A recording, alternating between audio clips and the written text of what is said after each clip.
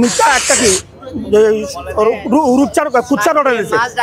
এবং আমি বলি যদি মাদ্রাসা কর্তৃপক্ষ চাইলে যদি মাদ্রাসার উপরের ছাদের গেটগুলো যদি খুলে দিত একটা মানুষও যাইতে পারতো না, সবাইকে লাশ হয়ে যাইতে পারতো।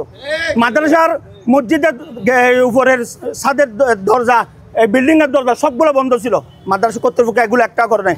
আপনি যাই দেখেন ওই দিক থেকে যারা আসছে রেল লাইনের মধ্যে একটা পাথর নেই, সব পাথর রাস্তার মধ্যে কি মারছে। এবং সবচেয়ে বড় দুঃখজনক করে না, মাদ্রাসার ছেলেদেরকে মারছে প্রায় 200 জন মতো আক্রান্ত হয়েছে। তার মধ্যে 145 জনকে হাটাজারি মেডিকেল, আমি ছিলাম রাত্রে 12টা 15 মিনিট আমি বাসায় গেছি, এর মধ্যে 145 জনকে চিকিৎসা দিয়েছে, এন্ট্রি করাইছে। আমরা আইনশৃঙ্খলা বাহিনী সহ উপজেলা প্রশাসন সহ যখন আমরা পরিস্থিতি নিয়ন্ত্রণে নিয়ে আসি, এরপর থেকে এখন পর্যন্ত পরিস্থিতি সম্পূর্ণ নিয়ন্ত্রণের মধ্যে আছে, পরিস্থিতি স্বাভাবিক আছে, গাড়ি ঘোড়া চলমান আছে। আমাদের বিভিন্ন বাহিনীর পুলিশ, আর্মি, র্যাব সব বাহিনীর টহল চলমান আছে।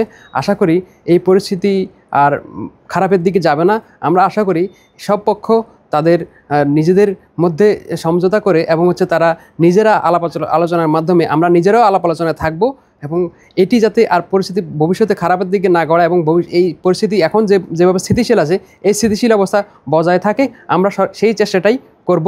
বসুন্ধরা টিস্যু, অশুদ্ধতার বিরুদ্ধে এক বিন্দুও ছাড় নয়।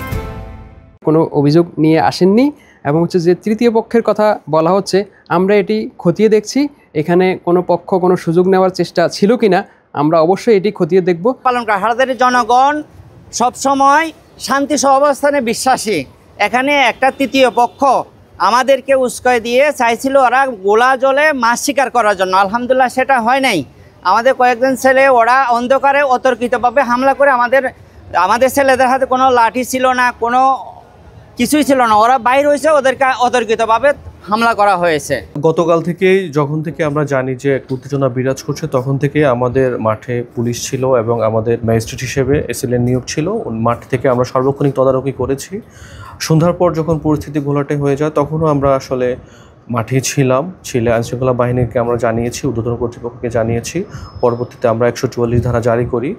তার পরবর্তীতে আইনশৃঙ্খলা বাহিনীর সহায়তায় আমরা এখানে যারা ছাত্রদের এবং এলাকাবাসী সবার সাথে বসে যারা ছিলেন কথাবার্তা বলে আমরা পরিস্থিতি নিয়ন্ত্রণে সক্ষম হই। কোনো অবস্থা নাই, দোকানদারকে কথা বলতে